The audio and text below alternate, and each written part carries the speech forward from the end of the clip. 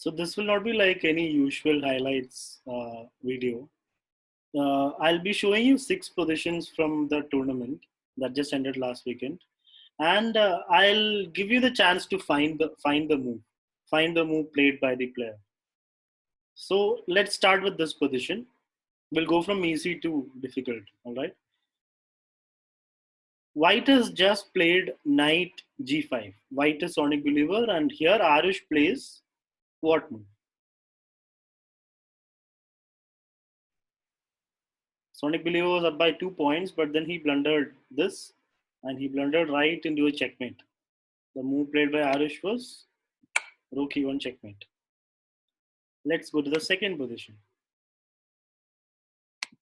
As you can see here, Black has just played knight d8. Atan. Aditya is up by a piece, up by a bishop, but he's about to lose the bishop, isn't it? It's a fork. King and bishop attacked. So when king moves, knight takes bishop, isn't it? So what will you do here if you were Aditya? White to play. So those who want to think before they find the move, they can pause the video and find out. All right. The move played by Aditya was king e7, which is basically an exchange. It doesn't win the piece. It still is just an exchange because after rook takes bishop, I guess king takes knight is the move to be played. And white will still be up by knight. But in the game, Atan made a mistake. Knight takes back. And then white took a full rook. Now he is up by a rook and won the game easily. Let me take you to the third position. This is the game between Rutvik and Pravant. As you can see, Rutvik was winning, but then he made this blunder right at this moment. He just played bishop g5.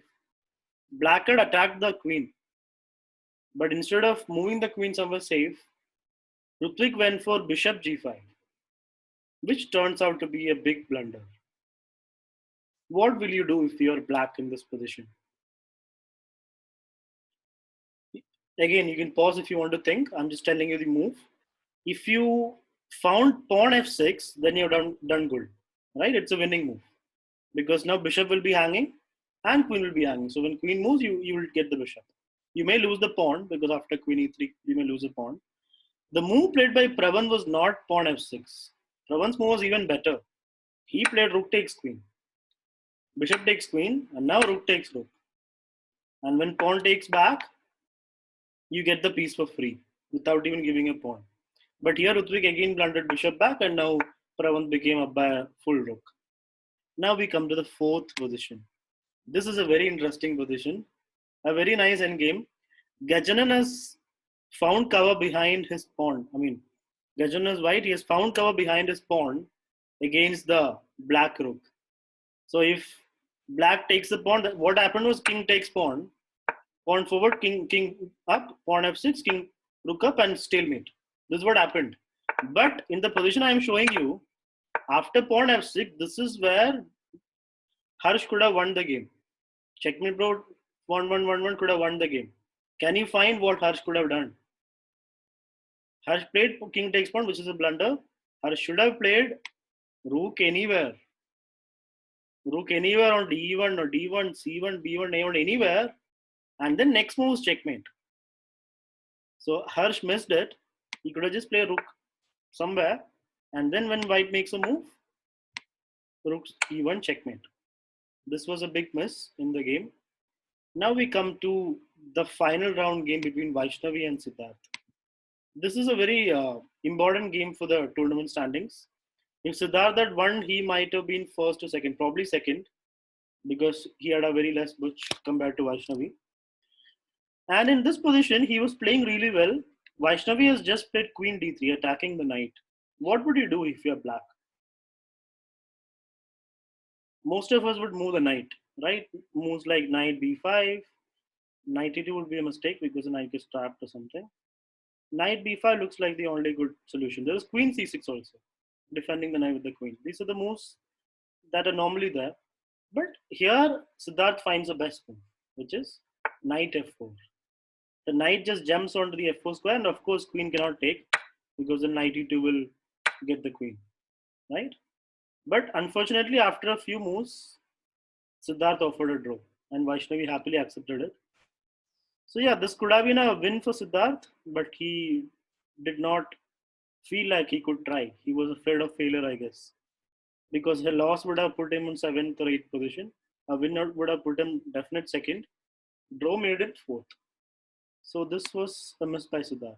But he played knight f4 here, which was a good move in itself. Now comes the last position that I want to show you. I think it is round 3. Amvi versus Sonic Believer. The Amvi Asmi sisters had a very good tournament this time. They both came in the prize list. And here you can see that material is somewhat equal. Ambi is just up by 1 pawn. There are 2 pass pawns. Black has 1 pass pawn. King is in a little bit of trouble. So if you won't believe me if I told you that this king was here first. Black king had castled on the queen side, but Ambi just opened up the queen side and made the king run for cover.